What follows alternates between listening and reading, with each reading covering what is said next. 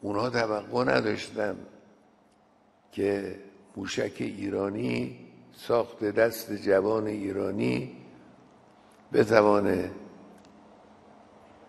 با شعله های خودش، با آتش خودش، اعماق برخی از مراکز حساس تحقیقاتی اونا رو تبدیل و خاکستر رو کنه.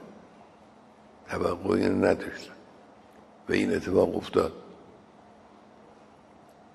اینا توانستن به اعماق برخی از مراکز مهم رژیم صهیونی نفوذ کنند و اونا رو تخریب کنند، نابود کنند.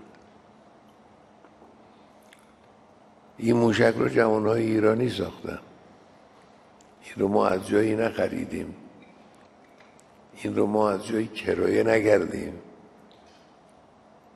این ساخت جوان ایرانیه، این شناسنامه جوان ایرانیه.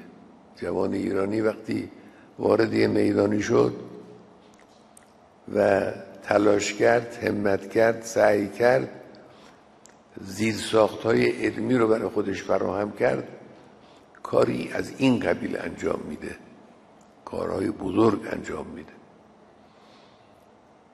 این موشک‌ها رو نیروهای مسلح و صنایع نظامی ما آماده داشتن، استفاده کردن، به کار بردن، بازم دارن، لازم باشه در وقت دیگر هم ازش استفاده میکن.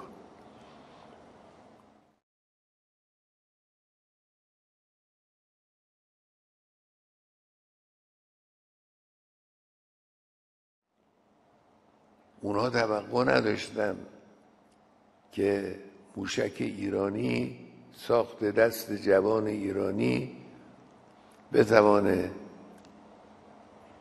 با شعله های خودش، با آتش خودش، اعماق برخی از مراکز حساس تحقیقاتی اونا رو تبدیل و خاکستر رو کنه. توقعی نداشتن و این اتفاق افتاد.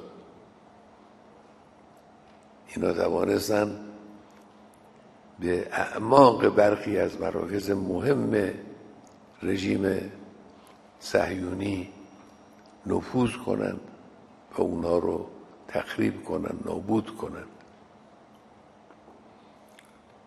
این موشک رو جوانهای ایرانی ساختن. این رو ما از جایی نخریدیم، این رو ما از جایی کرایه